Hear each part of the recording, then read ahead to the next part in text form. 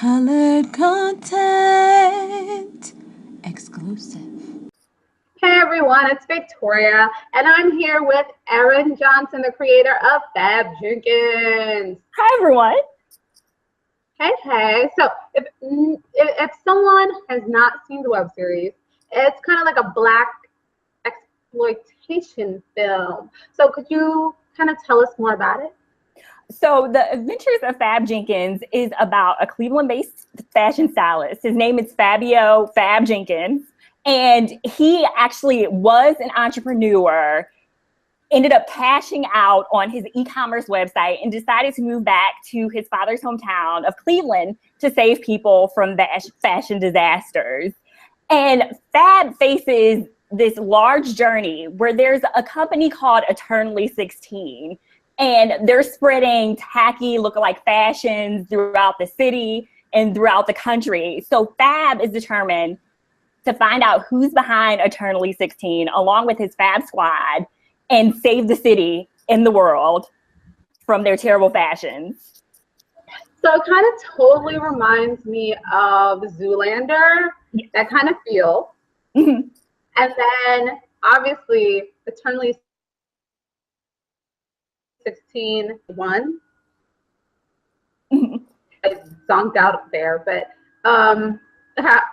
yeah, it sounds like Eternally 16 is Forever 21. Well, it's Forever 21 inspired, but the way I like to put it is Forever 21, I actually shop there. Eternally 16, I'd never shop there because the fashion is that terrible. Okay, that's good to know. Forever 21, don't be mad at Erin for saying this. Okay, so what inspired you to create your first series? It was actually completely random where my mother and we were talking one day and she happened to be holding a blow dryer and she was holding it like a gun, Pam Grier style. And that led us to have this dialogue where we said, what if there was a fashion superhero, but instead of saving people from the typical things, he saved people from fashion disasters. So we just went back and forth and we thought, okay, what would we name this person? What is something completely outlandish? Oh, Fab Jenkins. And it just sprung from there. And we went back and forth right there in my mom's bedroom, just discussing the pilot and discussing the series in general. That you have a mom who's so encouraging and inspiring to even speak with her, because so many people are struggling I can't get my family on board with me trying to be in entertainment or media. So it's kind of great to hear that she was willing to push you and willing to help you kind of sift out everything and kind of make it solid. Yeah, I'm very grateful for that. And my mom actually makes a cameo in the show. Both of my parents do in episode 4. How have people responded to the series? Because it is giving you that fun kind of black exploitation kind of feel, but also that fashion, kind of story. So how have people responded? One comparison that we've gotten is that someone said that Fab reminded them of Titus from Unbreakable Kimmy Schmidt.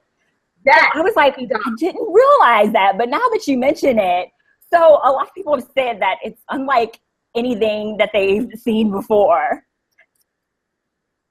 No, and that's really cool. He's winning some award or he's been nominated. Mm-hmm. So to kind of be compared and kind of be in that vein is really great. Especially for your first series.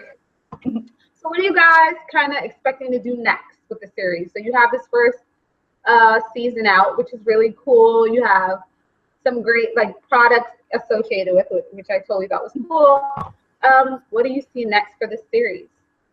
So right now what we're working on is more so of the business end and making it more of a promotional tool for indie fashion and beauty brands, boutiques, designers. So we're working more so on that angle. The idea is we want to expand to a season 2, and we actually have the season 2 all planned out. So we're trying to see how the audience continues to respond to Fab Jenkins, and also trying to figure out funding as well, because I funded the first season out of my paychecks, and I'm like, this time I definitely want an outside funder.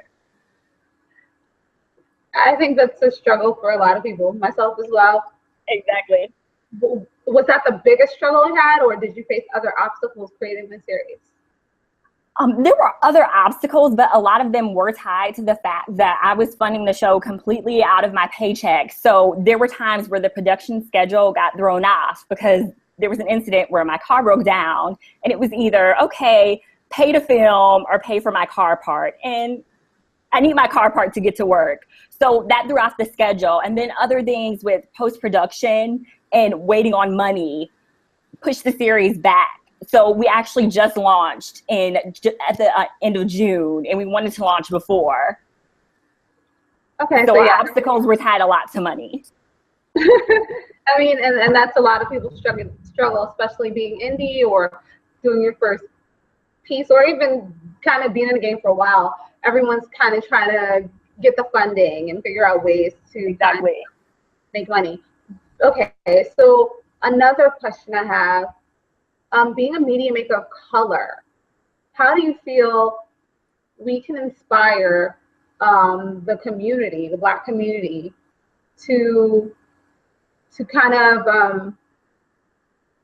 to support and to grow Black media?